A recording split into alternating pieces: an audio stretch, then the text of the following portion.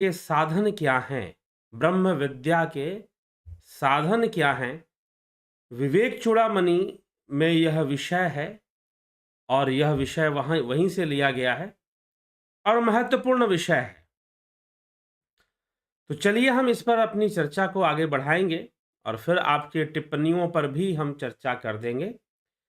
तो सर्वप्रथम कल हमने यह सुना था, कल का जो विषय हमने लिया था, उसका महत्वपूर्ण चर्चा का जो विषय था कि अधिकारी कौन है? ब्रह्म विद्या का अधिकारी कौन है? अब जो है इसके साधन कौन-कौन से हैं? अब यहाँ पर आज की चर्चा में साधन पर हम चर्चा करेंगे। तो साधन सबसे पहले तो यह समझ लीजिए कि साधन यह मनुष्य का जीवन है। यह मनुष्य तन ही सबसे बड़ा साधन है, बड़े भाग्य मानुष तन पावा, सुर दुर्लभ सद ग्रंथ ही गावा। साधन धाम मोक्ष करि द्वारा, पाई न जही परलोक सवार। ठीक। तो मनुष्य का जीवन ही सबसे बड़ा साधन है, मनुष्य का जीवन ही सबसे बड़ा धाम है। लेकिन यहां पर आदि गुरु शंकराचार्य मनुष्यों के लिए ही लिख रहे हैं। तो मनुष्य जीवन तो सबके पास है ही भाई। जो भी विवेक चूड़ामणि पढ़ रहा है और जो भी अध्यात्म को समझने की कोशिश कर रहा है, वो निश्चय ही मनुष्य है। और जब वो मनुष्य है, उनका ग्रंथ मनुष्यों के द्वारा ही पढ़ा जाएगा और मनुष्यों के लिए ही है, तो वो मनुष्य को साधन नहीं मानकर, नहीं मानने का मतलब ऐसा नहीं कि मानते नहीं, उसकी चर्चा नहीं करते हैं। और चर्चा ना कर कर एक मनुष्य के लिए, क्योंकि मनुष्य जीवन मिलना ही सब कुछ नहीं है, उसमें मुमुक्षुता का होना जरूरी है, वैराग्य का होना जरूरी है, अभ्यास, निरंतरता, कंटिन्यूटी का बने रहना जरूरी है, निरंतर अभ्यास करते रहना जरूरी है। तो ये सारी चीजें महत्वपूर्ण हैं। तो इसी तरह की चीजों पर चर्चा करते हैं आदि गुरु शंकराचार्य और उनको साधन बता रहे हैं कि ब्रह्म विद्या, ब्रह्म ज्ञान के मार्ग पर सफलता प्राप्त करने के लिए, फल प्राप्त करने के लिए, फलदायी होने के लिए क्या करना चाहिए और वो कौन से साधन हैं जिनके माध्यम से आप फल की प्राप्ति कर सकते हैं। ठीक। तो आइए उस पर हम चर्चा करते हैं। तो साधन के ऊपर आदि गुरु शंकराचार्य की यह चर्चा है कि साधन क्या है ब्रह्म ज्ञान का, ब्रह्म विद्या का। इसको साधन चतुष्टय भी कहा गया है। साधन चतुष्टय मतलब 4 प्रकार के साधन हैं, जिसके लिए कह रहे हैं साधनयांत्र चत्वारि कथितानि मनीषिभिः येषु सत्यस्य वेव सन्निष्ठा यद भावे न सिद्ध्यति। मनुष्विनियों ने जिज्ञासा के 4 साधन बताए हैं। उनके होने से ही सत्य स्वरूप में आत्मा में स्थिति हो सकती है। आत्मा ही सत्य स्वरूप है। उनके होने से ही आत्मा में स्थिति संभव है। और वो साधन कौन कौन से हैं? आदौ क्या कहते हैं वो? आदौ नित्य नित्य वस्तु विवेक परिगण्यते, इहामुत्र फल भोग विराग तदंतरम, समादिष्ट समादिषटकम संपतिर मुक्षत्वमिति स्फुटम। पहला साधन नित्यानित्य वस्तु विवेक, अर्थात नित्यानित्य वस्तु का विवेक होना। तो पहला साधन बता रहे हैं कि विवेक होना जरूरी है। दूसरा साधन कह रहे हैं इहामुत्र फल भोग विरागस्तद नंतरम, अर्थात विराग होना। लौकिक एवं पारलौकिक सुखों में, लौकिक एवं पारलौकिक सुखों में, स्थूल और सूक्ष्म सुखों में विराग का होना, वैराग्य का होना अनिवार्य है। तो अब यहां पर वो वैराग्य की को भी साधन बता रहे हैं। दूसरा साधन वैराग्य हो गया। अब तीसरा साधन देखेंगे क्या कहा जा रहा है। तीसरा साधन वो कह रहे हैं, तीसरा साधन है शम दम समाधि षटक षटक संपतिर मुमुक्षुत्वमिति, अर्थात कि तीसरा है शम दम। ठीक ना। 6 संपत्तियां हैं, इसलिए यहां पर षटक संपत्ति लिखा हुआ है। षटक समाधिक षटक संपत्ति ऐसे लिखा हुआ है। तो 6 संपत्तियां इनको माना गया है। कौन कौन से?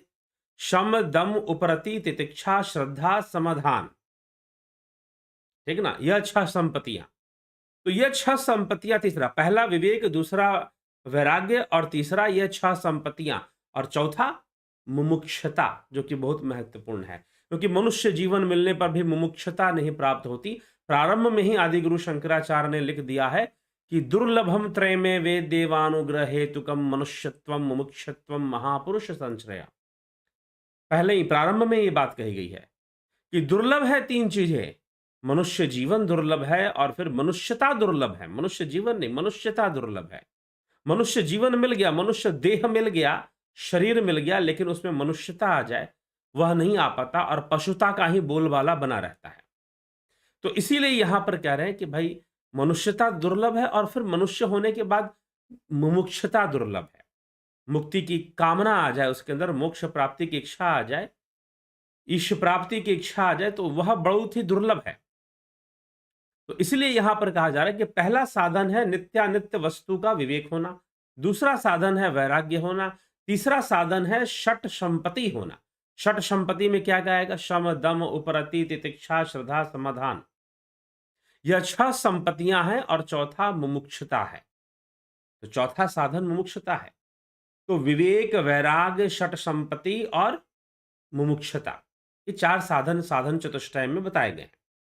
ये 4 साधन बताए गए हैं। इन 4 साधनों से ही कोई साधक, कोई योगी जो है ब्रह्म ज्ञान के मार्ग पर, आत्म विद्या के मार्ग पर, ब्रह्म विद्या के मार्ग पर सफलता प्राप्त कर सकता है।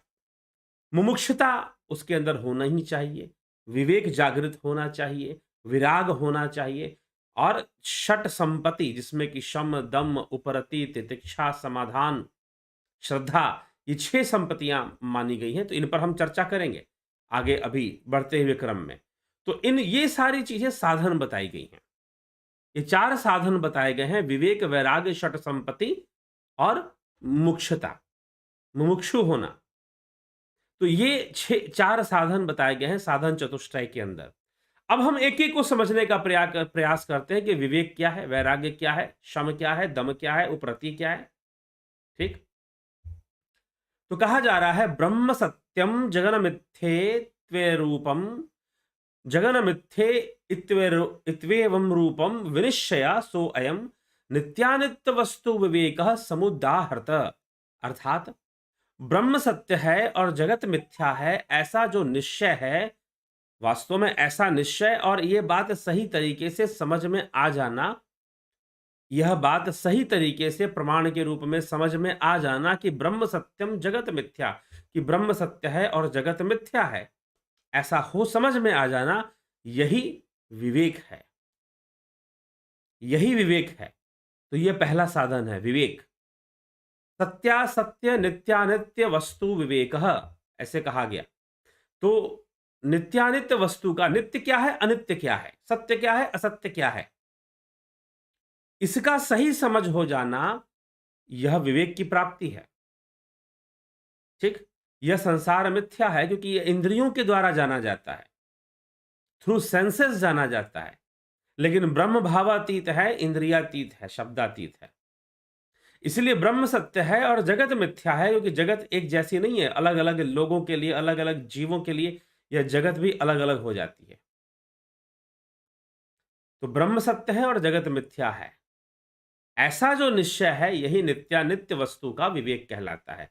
तो विवेक का मतलब समझ लीजिए कि भाई सत्य क्या और असत्य क्या, नित्य क्या, अनित्य क्या, इस पर चिंतन करने की क्षमता है और निष्कर्ष तक पहुंचने की क्षमता है। आगे तद्वैराग्यम जुगुप्सा या दर्शन श्रवणादिभि देहम दिब्रह्म प्रयंते हेयनित्ये भोग वस्तुनि। दर्शन और श्रवण आदि के द्वारा देह से लेकर ब्रह्मलोक पर्यंत संपूर्ण अनित्य भोग्य पदार्थों में जो अस्पृहा है, अर्थात जिसमें स्पृहा नहीं है, जिसमें एक त्याग की भावना, घृणा बुद्धि है, जिसमें किसके प्रति है, संसार की नश्वरता के प्रति, संसार के अनित्य भोगों के प्रति, जिसकी एक नकारात्मक बुद्धि भी उस चीज के, अब कहोगे नकारात्मकता कैसे सही हो सकती है? जी हाँ, कई जगहों पर नकारात्मकता भी आपके कल्याण में सहयोगी हो सकती है। ठीक? अगर सही वस्तु के प्रति नकारात्मकता को बनाया जाए या बढ़ाया जाए तब। तो नकारात्मकता, घृणा बुद्धि या फिर त्यागने की बुद्धि, संसार के भोगों के प्रति त्यागने की बुद्धि, घृणा की बुद्धि, यह जो है वैराग्य को पैदा करता है। किसी भी सांसारिक भोग्य वस्तु में फिर राग नहीं होगा, विराग होगा। तो ये दूसरा साधन है वैराग्य। इस दूसरा साधन को यहां पर आदि गुरु शंकराचार्य ने इस श्लोक के माध्यम से, 21वें श्लोक के माध्यम से समझाने का प्रयास किया। फिर वो समझाते हैं कि शम क्या है, दम क्या है, इन सब विषयों को। तो कहते हैं क्योंकि षट संपत्ति को समझाना है, तो षट संपत्ति में 6 चीजें हैं। अब ये 6 चीजें कौन कौन सी हैं, क्या है, उन पर हम विचार विमर्श कर लेते हैं। विरज्य विश्याव्राता दोष दृष्टया मुहुर्मुहु स्वलक्ष्ये नियतावस्था मनसः शम उच्यते। बारंबार दोष दृष्टि करने से, विषय समूहों से विरक्त होकर चित्त का अपने लक्ष्य में स्थिर हो जाना ही शम है। शम वास्तव में मन का संयम है। शम वास्तव में मन का इधर उधर ना भागना है। शम वास्तव में मन का संयम कर लेना और मन के उद्देश्य को, मन की स्थिति को समझना और उस पर अपना नियंत्रण ले आना। तो यह जो है शम कहलाएगा। फिर वो कहते हैं विषेभ्य पर्यावर्त्यम स्थापनम स्वस्व गोलके उभयेषामिन्द्रियाणाम सदमः परिकीर्तितः बाह्यानावलंबनम वृते रेशो परतिरुत्तमा। कर्मेंद्रिय और ज्ञानेन्द्रिय दोनों को उनके विषयों से खींचकर अपने अपने गोलकों में स्थित कर देना दम है, अर्थात इंद्रिय संयम। मनोसंयम तो हो गया, इंद्रिय संयम, इंद्रियों का नियंत्रण रखना। कर्म इंद्रिय और ज्ञान इंद्रिय दोनों का, कर्म इंद्रिय और ज्ञान इंद्रिय दोनों का नियंत्रण रखना, यह दम कहलाता है। ठीक, यह दम कहलाता है। तो ज्ञानेंद्रिया दोनों को उनके विषयों से खींचकर अपने अपने गोलकों में स्थित कर दे तो दम कहलाता है। ठीक है, तो वृत्ति का बाह्य विषयों का आश्रय न लेना ही यही उत्तम उपरति है। और वृत्ति का उपरति क्या है, बाह्य विषयों का आश्रय न लेना। दम तो हो गया कि इंद्रियों को खींचकर अपने अपने गोलकों में स्थित करना, अपने ही आप में उनको रहने देना। ठीक, ना कि उनको प्रयोग में ले आना। तो इंद्रियों को अपने गोलकों में रहने देना, इंद्रियों को अपने गोलकों में रहने देना, यह इंद्रिय विषय है, यह दम का विषय है। मन का संयम शम का विषय है। और सांसारिक भोग पदार्थों का आश्रय ना लेना, यह उपरति का विषय है, यह उपरति है। उपरत शम क्या है, दम क्या है, उपरति क्या है। वृत्ति का बाह्य विषयों का आश्रय न लेना, वृत्ति का बाह्य विषयों का आश्रय न लेना, यह उपरति का विषय है। चलिए आगे चलें। सहनम सर्व दुखानाम प्रतीकार पूर्वकम चिंता विलाप रहितम सा तितिक्षा निगधते। अर्थात कि कष्ट आने पर व्यथित ना होना और कष्टों को अपने अंदर सहन करने की क्षमता को विकसित कर लेना। क्षमता को विकसित करना, सहन करना, चिंता और शोक से रहित होकर बिना कोई प्रतिकार किए सब प्रकार के कष्टों को सहन करने की क्षमता का विकसित करना, या फिर सहन करना ही तितिक्षा है। तो अब षट संपत्ति में शम दम उपरति तितिक्षा श्रद्धा समाधान ऐसे षट संपत्ति में बताए गए हैं, षटक संपत्ति में। ठीक, और फिर चौथा जो साधन है उसको मुमुक्षुता बता दी गई है। तो इस प्रकार से यहां पर हमने शम देखा, दम देखा, उपरति देखा और तितिक्षा भी देख लिया। तितिक्षा क्या है, अब बताया जाएगा कि समाधान क्या होता है, श्रद्धा क्या होती है। तो आइए, शास्त्रस्य गुरुवाक्यस्य सत्य बुद्ध्य उदाहरणम सा श्रद्धा कथिता सदभिरेया वस्तुपलभ्यते। शास्त्र और गुरु वाक्यों में सत्यत्व बुद्धि करना, इसी को सज्जनों ने, सत्य में विश्वास रखना, शास्त्र और गुरु वाक्यों में सत्यत्व बुद्धि करना, इसी को सज्जनों ने श्रद्धा कहा है, जिससे कि वस्तु की प्राप्ति होती है। ठीक, शास्त्र और गुरु वाक्यों में, अब यहां पर देखिए, पहले भी यह चर्चा हम कर चुके हैं कि भाई गुरुजनों के पास जाकर उनसे प्रश्न करना चाहिए, उनसे चर्चा करना चाहिए, तर्क वितर्क करना चाहिए और विचारशीलता का प्रयोग करना चाहिए, विवेक का प्रयोग करना चाहिए। ठीक है, और विचारशीलता का प्रयोग कर जो तर्क वितर्क से संपन्न है, जो तर्क वितर्क में कुशल है, वह अधिकारी बताया गया है ब्रह्म विद्या का, उसे ब्रह्म विद्या का अधिकारी बताया गया। लेकिन परंतु अब यहां पर फिर एक बात कही जा रही कि श्रद्धा में क्या है, तो सत्य में विश्वास रखना, शास्त्रों और गुरु वाक्यों में सत्य को देखना और उसमें विश्वास रखना, कुछ इस प्रकार की बातें कही जा रही हैं। तो अब यहां पर देखिए शास्त्र और गुरु शास्त्रस्य गुरु वाक्यस्य सत्य बुद्धियावधारणम। शास्त्र और गुरु वाक्यों में सत्यत्व बुद्धि करना, इसी को सज्जनों ने श्रद्धा कहा है कि सत्यत्व बुद्धि करना। अब सत्यत्व बुद्धि करने का मतलब क्या है? अब यहां पर देखिए दो तत्व लिए गए हैं, दो बातें ली गई हैं, शास्त्र और गुरु वाक्य। शास्त्र और गुरु वाक्य, इन दोनों में सत्यत्व बुद्धि की धारणा करना, सत्यत्व बुद्धि करना, यह श्रद्धा है, यह श्रद्धा का विषय है। ठीक? तो इन दोनों में सत्यत्व की बुद्धि होनी चाहिए। किस-किस में होनी चाहिए जी? शास्त्र और गुरु वाक्य। लेकिन कई बार लोग शास्त्र छोड़ देंगे, गुरु वाक्य में करना शुरू कर देते हैं और वो भी बिना विचारशीलता के, बिना विवेक के। विचारशीलता से शून्य होकर वह यह काम करना शुरू कर देते हैं। तो विचारशीलता से जब शून्य हो जाओगे तो कभी निष्कर्ष पर नहीं पहुंचोगे, कभी रिजल्ट सही नहीं मिलने वाला है। ये पहले ही आदि गुरु शंकराचार्य समझा चुके हैं।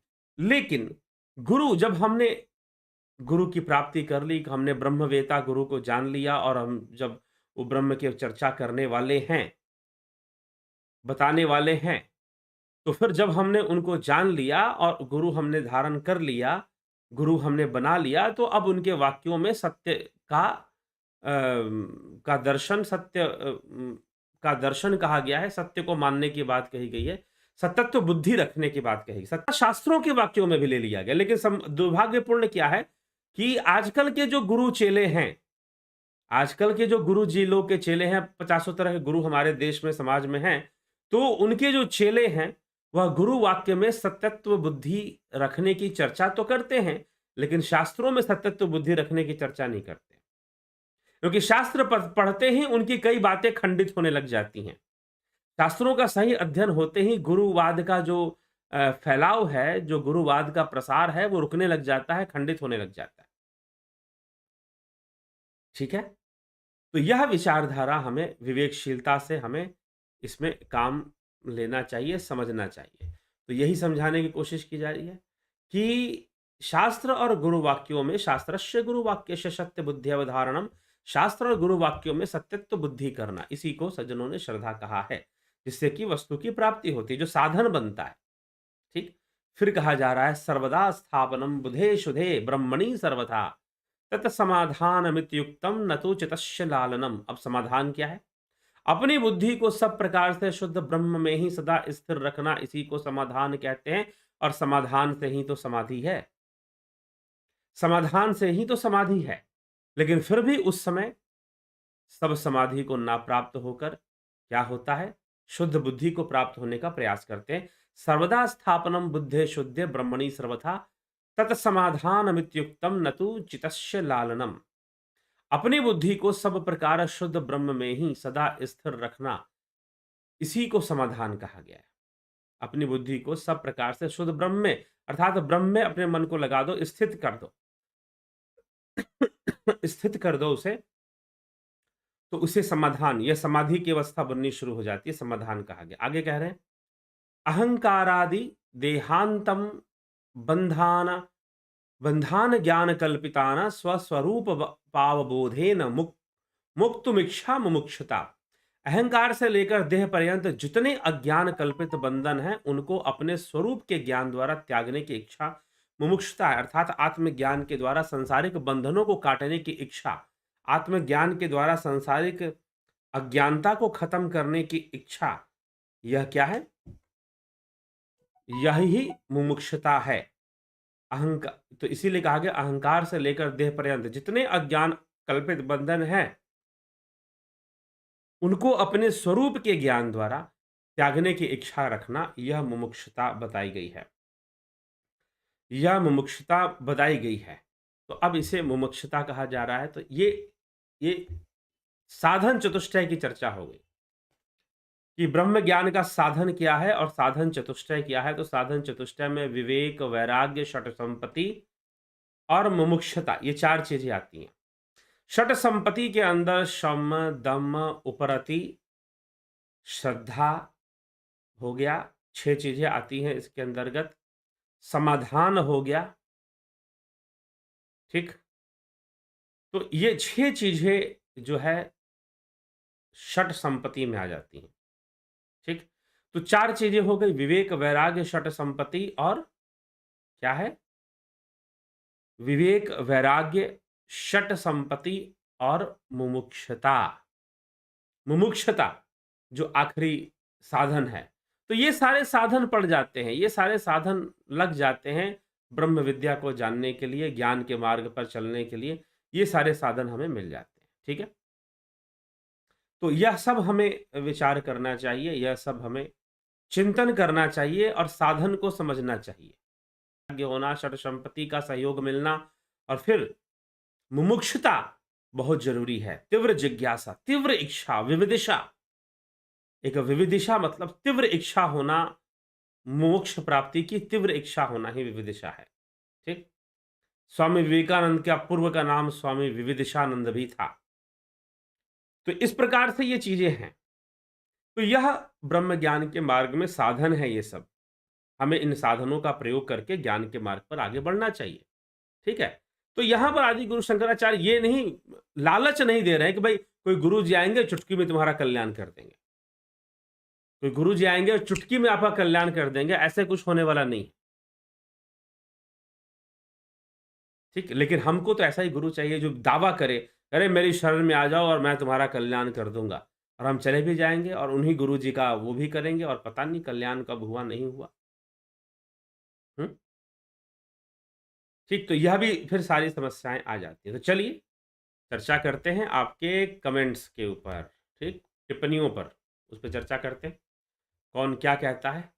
तो इन सारे साधनों का सहारा लीजिए, विवेक, वैराग्य, षट संपत्ति, शम, दम, उपरति, ठीक, तितिक्षा, श्रद्धा और समाधान, इनको षट संपत्ति बताया गया है। तो इन सब पे भी अलग अलग हमने कर लिया, और फिर तीसरा हो गया षट संपत्ति और चौथा हो गया मुमुक्षुता। इन सब से ही ब्रह्म विद्या की का फल प्राप्त हो सकता है। चलिए, जगत नारायण जी, जितेंद्र साहू जी, देव मोहन जमातिया जी, हरि मोहन गुप्ता जी, गीता में कृष्ण जी ने कहा है शूद्र स्त्री को पाप योनि माना है, अध्याय 9 श्लोक 32। रामायण में भी अनसुईया ने शबरी रावण ने श्री की निंदा की है। आपने गीता का वह श्लोक नहीं पढ़ा है, आपने गीता को का वह श्लोक सही से नहीं पढ़ा है, मैं यही कहना चाहूंगा आपसे, हरिमोहन गुप्ता जी। इसीलिए गीता के ऊपर जब भी आप कुछ बोलते हैं, कहते हैं, तो सही से उसका आप अध्ययन कर लीजिए, क्योंकि गीता के 9वें इस अध्याय के इस जो श्लोक संख्या आप दे रहे हैं, उसमें ऐसी कोई चर्चा इस प्रकार की नहीं मिलती है। वहां तो यह कहा गया है कि जो मेरी शरण में आता है, चाहे वो कोई भी हो, जिनको नीच माना गया है, वो पवित्र हो जाता है। राज विद्या राजगुह्यम पवित्र मुद्दम उत्तमम प्रत्यक्षावागमम सचुकम कर्तव्यम। पापी से पापी व्यक्ति को पवित्र करने की विद्या है राज विद्या। ठीक है, इसलिए ऐसा कोई वर्णन गीता में नहीं है जैसा आप बता रहे हैं। वर्णन कुछ और है, आप उसे किसी और ढंग से ले रहे हैं, बस फर्क इतना है। तो इसीलिए थोड़ा सा हमें पूरा अध्ययन, सिर्फ एक श्लोक को अध्ययन मत कीजिए। श्लोक के एक अध्ययन, अगर एक श्लोक का अर्थ आप समझना चाहते तो उसके आगे पीछे लिखे हुए श्लोकों को भी आप जरूर अध्ययन कर लीजिए और फिर समझिए कि क्या समझाने की कोशिश वहां पर की गई है, क्या कहने की कोशिश वहां पर की गई है। ठीक, तो ज्यादा आपको अर्थ समझ में आएगा। लेकिन कोई एक श्लोक लेकर उसका उसी को संपूर्ण मान लेंगे, यही तो गीता के साथ यही विडंबना है। गीता के साथ इतना मूर्ख बनाया जाता है क्योंकि आपको एक श्लोक सुनाया जाता है, सारे श्लोक नहीं सुनाए जाते, और जब सारे श्लोक नहीं सुनाए जाते तो भ्रम तो पैदा होगा ही होगा। फिर भ्रम पैदा होना तो निश्चय रूप से संभव है। तो इसीलिए भ्रमित होने की आवश्यकता नहीं है, और ऐसा कुछ समझने की भी आवश्यकता नहीं है जो आप समझ रहे हैं या समझाना चाहते हैं शायद। ठीक, तो चलिए, आपने जब यह बात कही है तो इस पर थोड़ी चर्चा भी हम कर लेंगे। ठीक, तो भगवान इसमें क्या कहते हैं,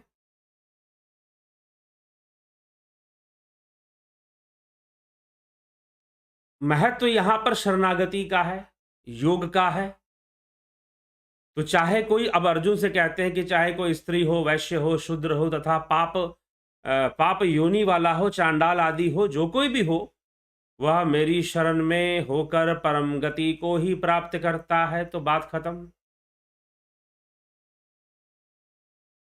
ठीक है, बात खत्म। तो यहां पर स्त्री के साथ वैश्य शब्द भी लिखा हुआ है, स्त्री के साथ शूद्र शब्द भी लिखा हुआ है, पाप योनि भी लिखा हुआ है, चांडाल आदि। अब चांडाल तो बेचारा पुरुष हो गया, चांडाल क्या हो गया? पुरुष हो गया। ठीक है, तो इसीलिए आप जो अर्थ निकाल रहे हैं वो अर्थ ही गलत है। हरिमोहन गुप्ता जी, 9वां अध्याय श्लोक 32 में, श्लोक 32 की जो आप बात कर रहे हैं कि भाई गीता में कृष्ण जी ने शूद्र स्त्री को पाप योनि माना है, पाप योनि नहीं माना है शूद्र स्त्री को। शुद्ध और वैश्य भी तो लिखा हुआ है गुप्ता जी, आपके नाम से प्रतीत हो रहा है आप वैश्य हैं।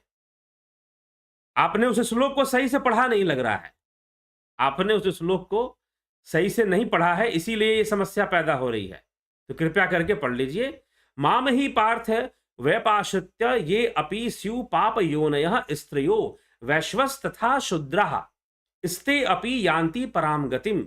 कि हे अर्जुन, स्त्री वैश्य शूद्र तथा पाप योनि में जो हैं उन सब, वो सब भी में शरणागत होकर, मुझे तत्व रूप से जानकर और शरणागत होकर अपना कल्याण कर लेते हैं, वह परम गति को प्राप्त कर लेते हैं।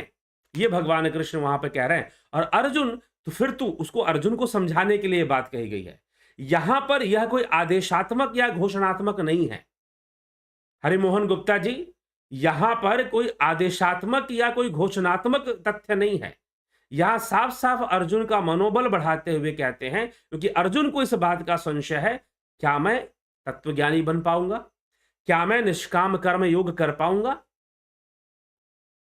तो श्री कृष्ण कहते हैं कि चाहे कोई स्त्री हो, वैश्य हो, मतलब स्त्री को नंबर 1 लिया, फिर वैश्य, फिर शूद्र, मतलब जो स्त्री से भी नीचे हैं। तो वैश्य का स्थान तो स्त्री से भी नीचे हो गया। फिर अगर आप इस तरह की बुद्धि रखना चाहते हैं तो ठीक है, तो स्त्री का स्थान वैश्य से ऊपर लिया गया है। पहले स्त्री शब्द का प्रयोग श्लोक में हुआ है, तो उससे नीचा वैश्य, उससे नीचा शूद्र और उससे नीचा पाप योनि में रहने वाला। ठीक है, अगर ये भी मेरी शरण में आ जाएं तो कोई भेदभाव नहीं है, कोई भेदभाव नहीं है। पता नहीं आप लोग कैसे अध्ययन करते हैं। इसीलिए मैं कहता हूं कि गीता को ये मत कही कि फलाना इस श्लोक में गीता का पूरा सार है। जी नहीं, बायस्ड होना बंद कर दीजिए, कंप्लीट स्टडी कीजिए, कंप्लीट पूरा अध्ययन कीजिए। ठीक, और आगे पीछे के श्लोक भी पढ़ लिया कीजिए तो और अच्छा हो जाएगा, और अच्छा हो जाएगा। फिर तो अगर आगे पीछे में और पढ़ लिए तो और सही अर्थ आप निकाल पाएंगे। तो चलिए, तो 32वां श्लोक की आपने चर्चा कर दी।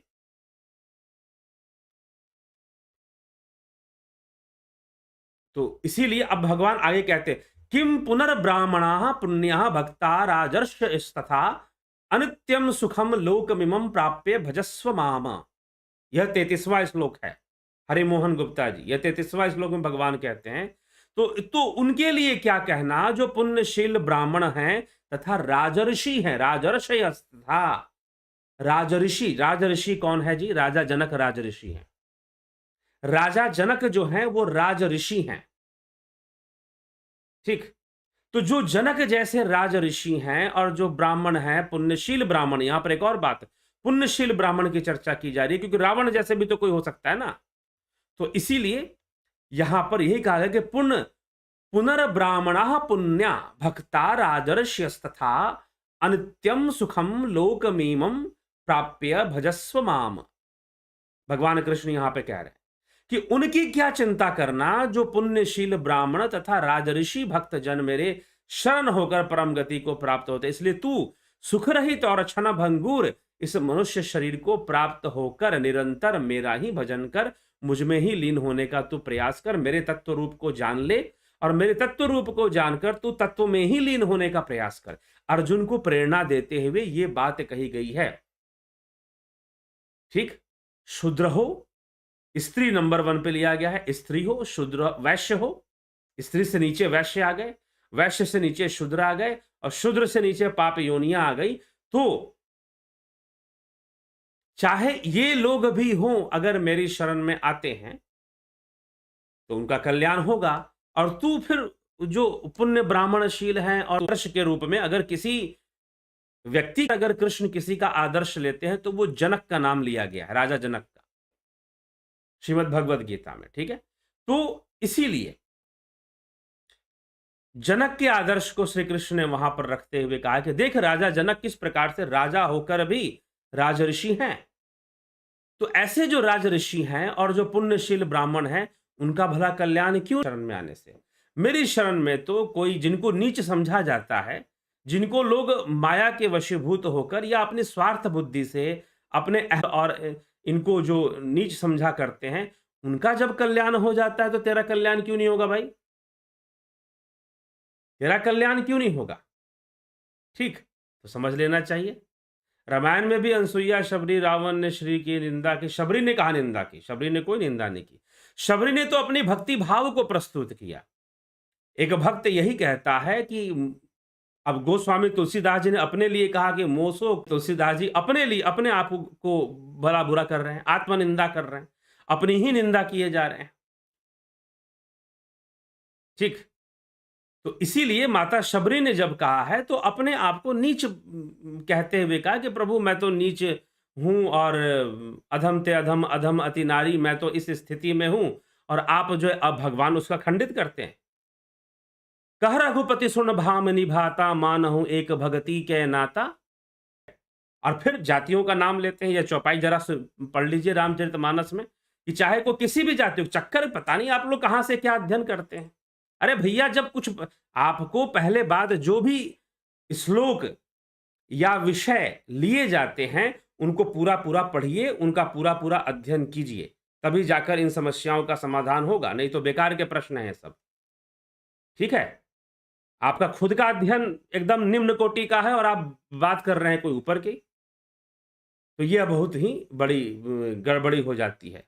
ठीक, भाई उस चौपाई को हम देख लें क्या? देखते हैं।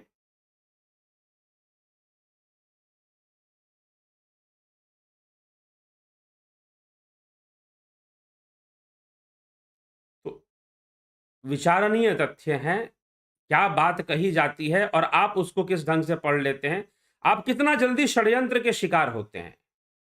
हमारे देशवासियों में, हमारे जो हिंदू समाज है, उनमें सबसे बड़ी बात क्या है कि उनको जो बता दिया गया कि भाई संस्कृत में बोल के कुछ बता दिया तो उनको लगेगा कि बात सही है। अरे पढ़ लो, थोड़ा सा खुद जाकर थोड़ा अनुसंधान करो, खुद जाकर थोड़ा सा देखने और समझने का प्रयास करो, तो बड़ा अच्छा रहेगा।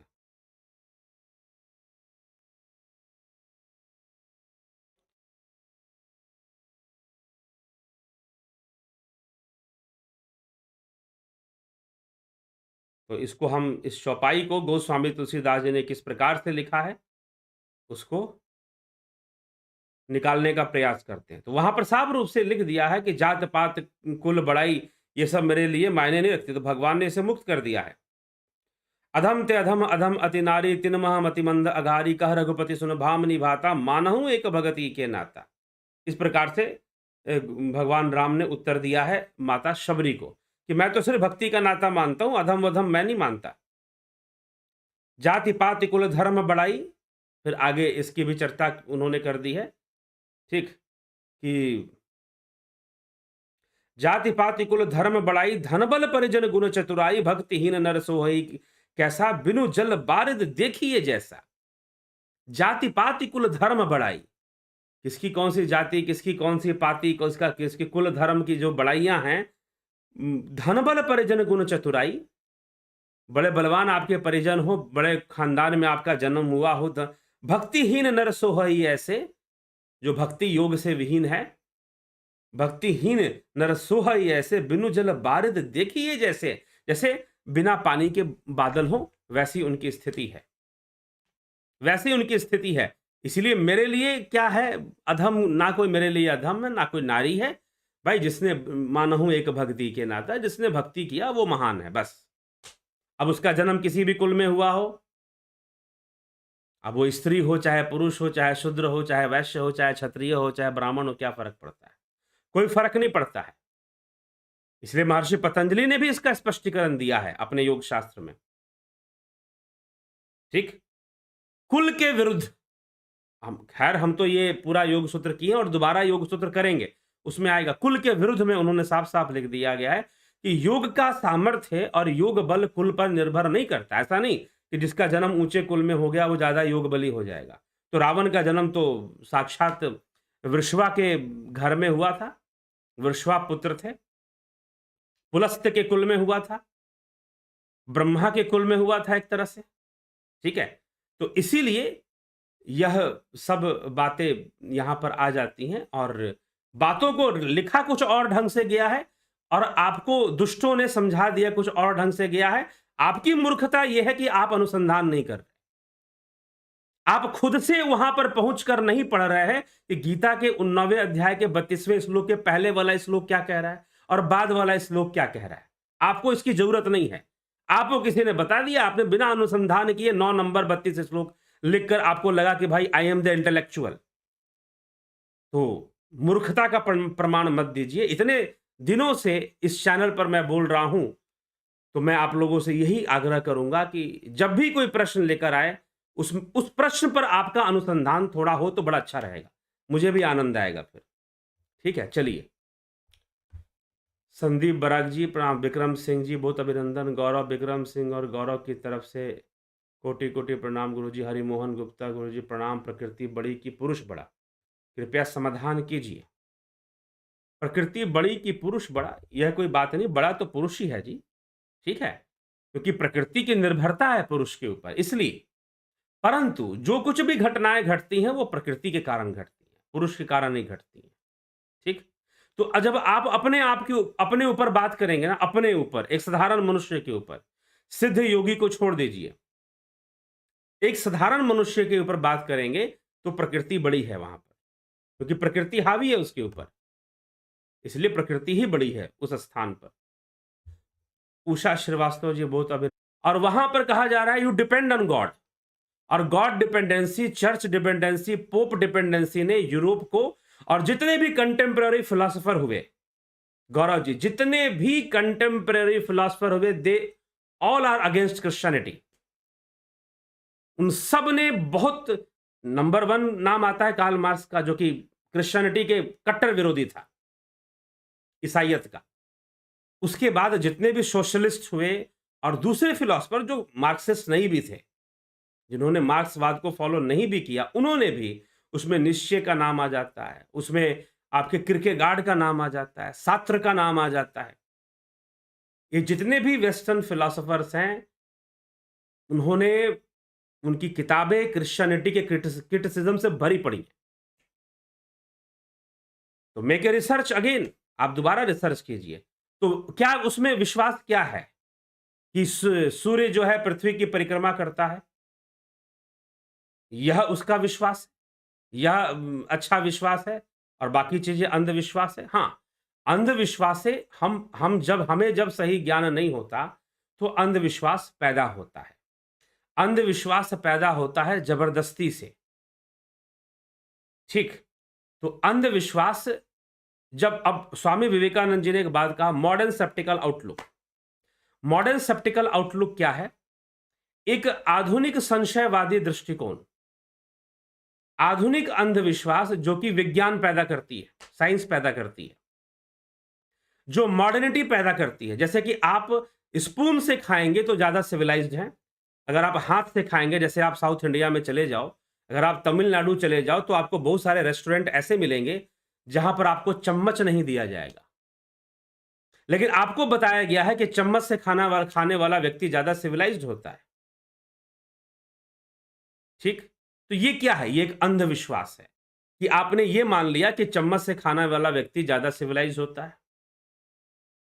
यही एक सबसे बड़ा अंधविश्वास है, क्योंकि जब आप चम्मच से खाना खाते हैं, स्टील का चम्मच आपके मुंह में जाता है, तो सैलिवरी ग्लैंड्स को वो एक्टिव नहीं कर पाता है।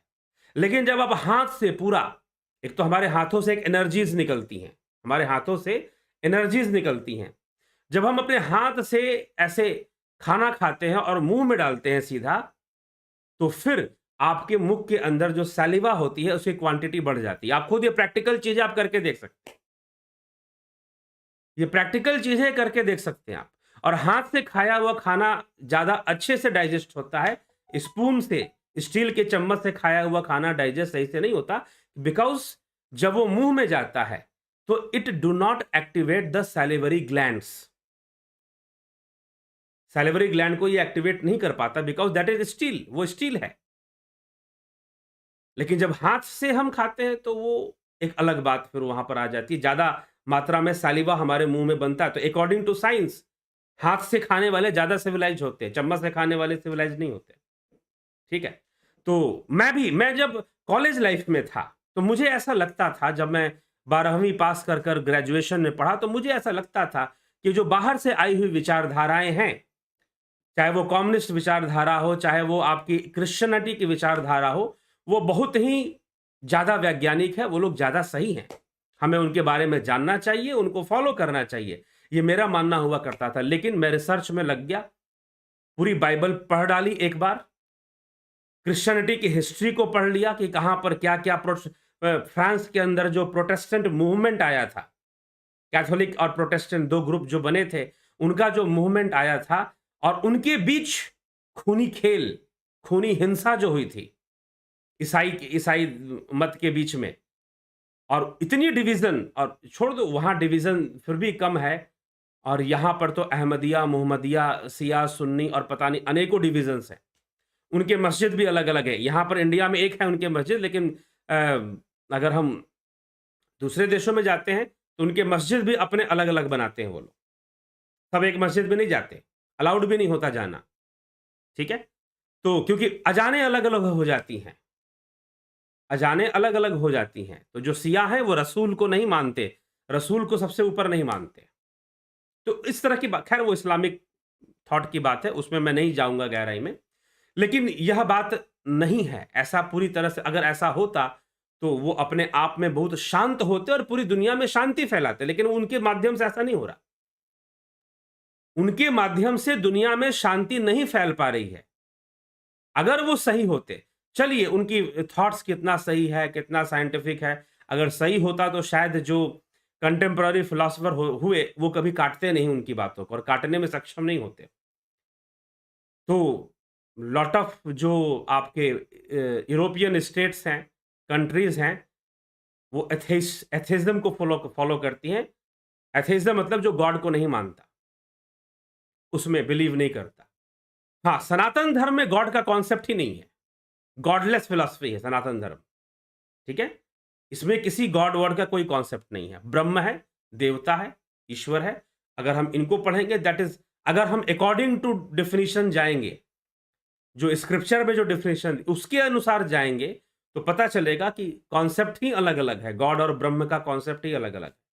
तो ये चीज यहां पर आ जाती है कि वहां पर मर्जी मानी गई है, विल ऑफ गॉड माना गया है। यहां पर विल ऑफ ब्रह्म नहीं माना गया, विल ऑफ नेचर माना गया है। Everything is done by nature. ठीक, ये मान लिया गया, प्रकृति के गुणों से सब कुछ हो रहा है। यहां तक कि भगवान कृष्ण गीता के 9वें अध्याय के 10वें श्लोक में यह कह देते हैं कि प्रकृति ही सब कुछ, मेरे सकाश से प्रकृति ही चराचर जगत की रचना कर रही है। तो मर्जी यहां पर प्रकृति की मान ली गई है, वहां पर गॉड की के विल को मान लिया गया है। तो जब हम कहते हैं कि प्रकृति की मर्जी है, तो मुझे लगता है ये ज्यादा साइंटिफिक है गॉड की मर्जी मानने से। ठीक। तो let's make a research on Christianity, you will get the answer. एक मूवी है, हॉलीवुड मूवी है, अगोरा। अगोरा उसका नाम है, मुश्किल से मिलती है। पहले प्राइम वीडियो पे थी, बाद में उसको डिलीट कर दिया गया क्योंकि कंप्लीटली अगेंस्ट क्रिश्चियनिटी थी। और जो किलिंग्स चलती हैं, रिलीजियस किलिंग्स और मैनिपुलेशन जो चलती हैं, और जिसको आजकल हम लोग जिहाद भी कहते हैं, उन्होंने ये प्रूफ किया है उस मूवी के द्वारा कि जिहादी कॉन्सेप्ट जो है वो क्रिश्चियन कॉन्सेप्ट है, वो इस्लामिक नहीं है, वो क्रिश्चियन कॉन्सेप्ट है जिहाद का कॉन्सेप्ट। इस तरह से उस मूवी ने प्रूफ करने का कोशिश किया है। तो ऐसी कई बातें हैं। दा विंची कोड पढ़ लीजिए, नॉवेल है एक, उस पर फिल्म भी बन चुकी है। उसमें भी बहुत सारी बातें इस तरह की बताई हुई हैं कि क्रिश्चियनिटी ने कैसे समाज का नुकसान किया, मानवता का नुकसान किया, पूरे यूरोप को अंधकार युग में ढकेल दिया। ठीक। तो साइंस छोड़कर, कॉमर्स छोड़कर थोड़ा सा सोशल साइंस और फिलॉसफी भी पढ़नी चाहिए। कॉमर्स और क्योंकि ज़्यादातर लोग, क्योंकि उनको जॉब मिलेगा, साइंस पढ़ लेंगे, बीटेक करेंगे, डॉक्टर बनेंगे, इंजीनियर बनेंगे, हाँ? लेकिन थोड़ी-सी हिस्ट्री और फिलॉसफी पर भी रिसर्च कर लेना है। रिसर्च करने के लिए गहराई से पढ़ना पड़ेगा। ऊपर-ऊपर की बातों से काम नहीं चलेगा, ठीक है? हाँ, तो ऊपर-ऊपर की बातों से काम नहीं चलेगा। वो हम जब पता करेंगे तब होगा। हाँ, अब हिंदू धर्म में लोग कहते हैं कि भाई अंधविश्वास है, तो अंधविश्वास है। अंधविश्वास उन लोगों के साथ है, जिन्हें अपने शास्त्रों का सही ज्ञान नहीं है। नहीं है शास्त्रों का सही ज्ञान, तो फिर वो अंधविश्वास आ जाएगा। ठीक? अभी कुछ दिन पहले आपने सुना होगा कि भाई जो लोग हैं, यमुना जी के गंदे पानी में स्नान कर रहे हैं, छठ पूजा मना रहे हैं। तो यमुना जी के गंदे पानी में वो छठ पूजा मना रहे हैं। छठ पूजा का तो ऐसा कोई नियम नहीं है कि आप नदी में ही जाएँगे। हाँ, कुछ परिवारों के अंदर ऐसा नियम माना जाता है कि वो करेंगे। कुछ परिवारों का मानना है कि जब भी करेंगे गंगा के पानी में ही करेंगे। ठीक है? लेकिन छठ पूजा का जो अपना जो व्यक्तिगत नियम है, वो ऐसा नहीं है कि आप जो है नदी के पानी में खड़े होकर ही करेंगे। आप दूसरी व्यवस्था भी पानी की कर सकते हैं। अपनी स्वच्छ व्यवस्था भी, अपनी निजी व्यवस्था भी आप कर सकते हैं। और दूसरी बात, जब पर्व त्योहार मनाए जाते हैं, तो जैसे अन्य पर्व त्योहारों में सुविधा दी जाती है, तो सरकार को चाहिए कि वो सुविधा प्रदान करे। सरकार को चाहिए कि वो साफ पानी दे। अगर दूसरे पर्व त्योहारों में मनाई जाती है, सुविधाएँ दी जाती हैं, तो हर पर्व त्योहार में सरकार की ये ज़िम्मेदारी बन जाती है कि वो उसको दे। ठीक है? तो ये चीज़ हो जाती है। तो यह भी है, दोनों ही पक्ष हैं यहाँ पर। अगर उस इंसिडेंट को अगर हम देखते हैं तो। चलिए, आगे बढ़े। रामनिवास मीना जी, राम प्रकाश जी, गौतम दास जी, ज्ञावली शर्मा जी, अनिल कुमार जी, गोपाल दास जी, माधुरी कोल्हे जी, रतन सिंह, कन्हई कुमार जी, कमलेश खैरनार जी, वीकू कुचाड़िया जी, रूपलाल विश्वकर्मा, प्रवीण जोशी, विनोद कुमार शर्मा, गणेश पवार, राम प्रकाश। क्या प्रारब्ध के पाप कर्म साधक साधना बाधक है? बिल्कुल, कर्म बंधन होता ही है तो बाधक बनेगा ही बनेगा। ठीक। कोई भी प्रारब्ध में हो, अगर वो है तो बाधक का काम करता है। अगर बंधक समाधान है, बाधक समाधान है तो कैसे हो चाहिए? मतलब प्रश्न ही स्पष्ट नहीं हो रहा है। क्या प्रारब्ध के पाप कर्म साधना में बाधक है? जी हाँ, ध्यान योग में बाधक पैदा करते हैं वो। समाधान ध्यान योग से ही होगा। Mumukshu please make a video on nididhyasana, बनेगा, बन चुका है पहले भी। ज्योति दत्ता जी, उदय शंकर जी। भगवान श्री कृष्ण गीता के दूसरे अध्याय में कहते हैं कि जब तेरी बुद्धि स्थिर होकर समाधिस्थ हो जाएगी, तब तू मेरी वचनों को सुन पाएगा जो सुनने योग्य है। अभी तो स्थित प्रज्ञ को जब प्राप्त कर लेगा, स्थिर बुद्धि से तो सुनेगा। ठीक है? तो समाधिस्थ होने का जो वहां पर जो थोड़ा अर्थ लिया गया है, वह वो योग समाधि से नहीं लिया गया है, जहां तू भावातीत हो जाएगा, सम की अवस्था में आ जाएगा। और श्लोक नंबर लिख दे तो और अच्छी बात है, मैं देख के बता दूंगा कहां पर क्या लिखा हो। श्लोक संख्या कर दे तो ठीक।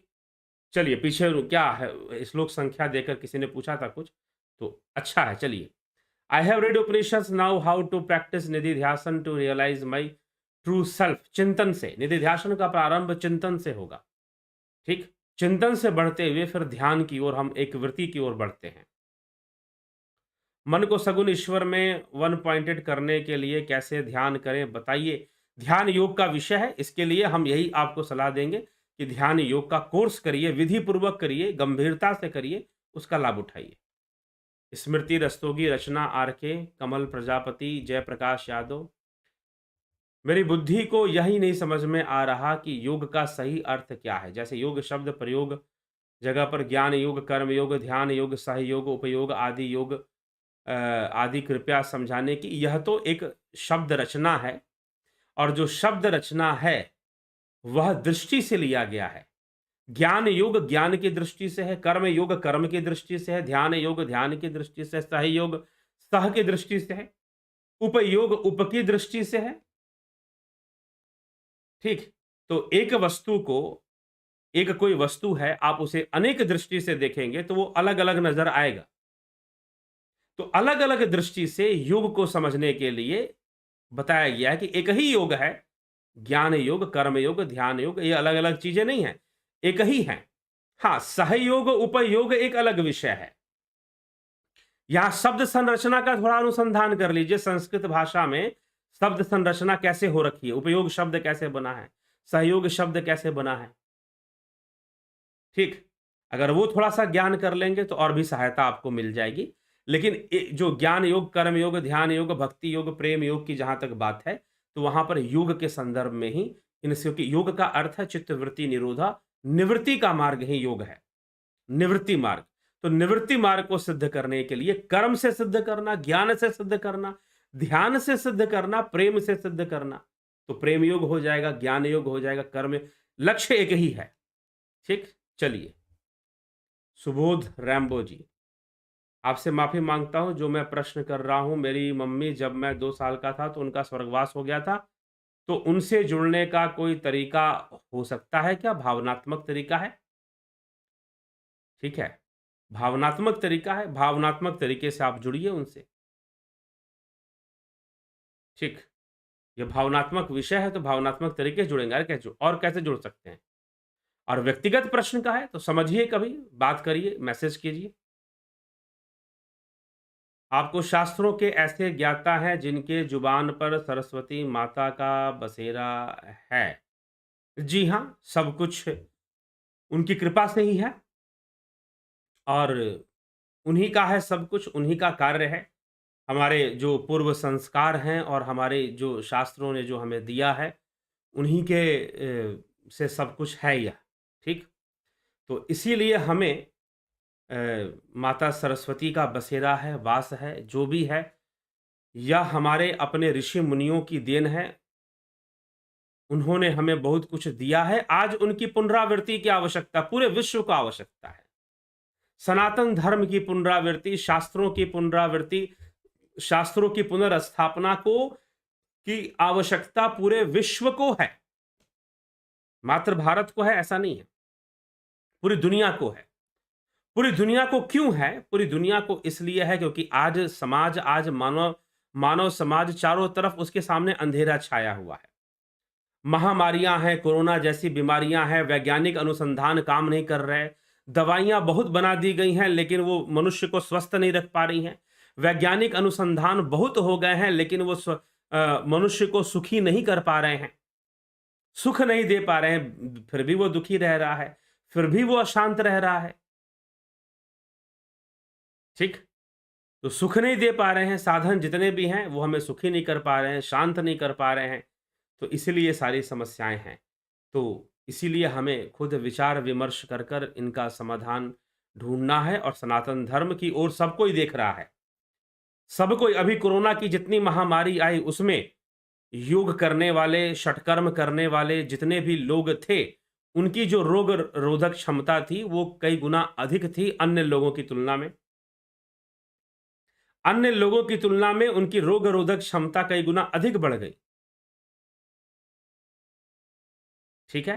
तो इन सभी विषयों पर हमें चिंतन करने का विषय है और निश्चय ही जो अंधविश्वास सनातन धर्म के अंदर अज्ञानता के कारण, शास्त्रों का सही ज्ञान ना होने के कारण, जो अंधविश्वास पैदा हो गया है, कई कारणों से पैदा हो गया है। शास्त्रों की अनदेखी, शास्त्रों के प्रति अनभिज्ञता और हमारे समाज में जो पिछले 100 वर्षों के अंदर जो गुरु समाज जो पैदा हुआ, जो गुरुजी लोग जो आए, उन्होंने अपने आप को सेकुलर प्रमाणित करने के चक्कर में, अपने आप को बहुत ही एक्सेप्टेंस के चक्कर में कि दुनिया हमें एक्सेप्ट करे, इस चक्कर में जो है, उन्होंने समाज को कई बार ऐसी दिशा दिखाई जो गलत थी।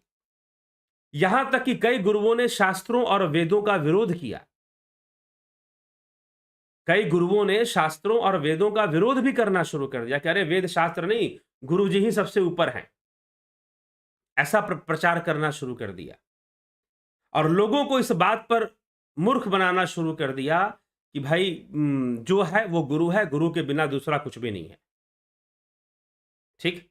इस तरह की बातें कर जो है लोगों को शास्त्रों से तोड़ दिया, वेदों से तोड़ दिया, वैदिक दर्शन से तोड़ दिया, वैदिक विज्ञान से तोड़ दिया और अपनी ही महिमा गँवाने में लगे रहे कि हमारी महिमा गाओ बस। तो इस गुरुडम ने बहुत भारी नुकसान किया सनातन धर्म का। हाँ, यह भी सत्य है कि बीच-बीच में ऐसे गुरुजी लोग भी हुए, जिन्होंने इसके ऊपर ईमानदारी से काम भी किया। ऐसी बात नहीं है। ईमानदारी से काम करने वाले गुरुजी लोग भी हुए, लेकिन बहुत सारे ऐसे हुए, जिन्होंने सिर्फ़ अपनी पूजा करवाई। ठीक है? सनातन धर्म को समझाने के बजाय, लोगों को अंदर एक सही समझ विकसित करने के बजाय अपनी पूजा शुरू करवा दी, अपना ही धर्म बनाने में लग गए। तो इस कारण से सनातन धर्म का क्या नुकसान हो सकता है, वो तो हो ही नहीं सकता है। धर्मियों का, सनातन धर्मियों का भयंकर नुकसान हुआ है, इसमें कोई संशय नहीं। ठीक? तो पुनः अपने शास्त्र की ओर लौट जाने की आवश्यकता है। पुनः अपने शास्त्र को समझ लेने की आवश्यकता है। जब यह होगा तो निश्चय ही आपको बहुत लाभ मिलेगा। इसीलिए इस चैनल के माध्यम से यही प्रयास है कि हमारे शास्त्र क्या समझाना चाहते हैं, उस पर हम फ़ोकस करें, उस पर हम वो करें, ध्यान दें और ध्यान देकर हम उसका पूरा-पूरा लाभ उठाएँ और सही विधि से हम ध्यान, योग, साधना के मार्ग पर चलें और अपने जीवन का कल्याण करें। ठीक है? तो चलिए, इसी के साथ विचारों को आज विराम देंगे। अगला जो ध्यान योग का कोर्स प्रारंभ होगा, वह 29 नवंबर से होगा। कब से होगा? 29 नवंबर से होगा। आप इसको जॉइन करना चाहते हैं तो जॉइन कर सकते हैं। इसकी जॉइनिंग कल से शुरू हो जाएगी और 29 नवंबर से ये कोर्स स्टार्ट होगा ध्यान योग का। उसका सारा डिटेल भी आपको पोस्ट में, यूट्यूब की कम्युनिटी पोस्ट में प्राप्त हो जाएगा। अगर आप व्हाट्सएप से जुड़े हैं तो उस पर भी आप उसको ले सकते हैं, डिटेल्स ले सकते हैं। जॉइन करना है, जॉइन कर सकते हैं। तो चलिए, इसी के साथ विचारों को मैं यहाँ पर विराम दूँगा। बहुत-बहुत आभार आप सभी का। जुड़े रहने के लिए, बने रहने के लिए, जुड़े रहें, बने रहें और आगे बढ़ते रहें, चरैवेति, चलते रहें, आगे बढ़ते रहें। ठीक? तो सभी का बहुत-बहुत आभार।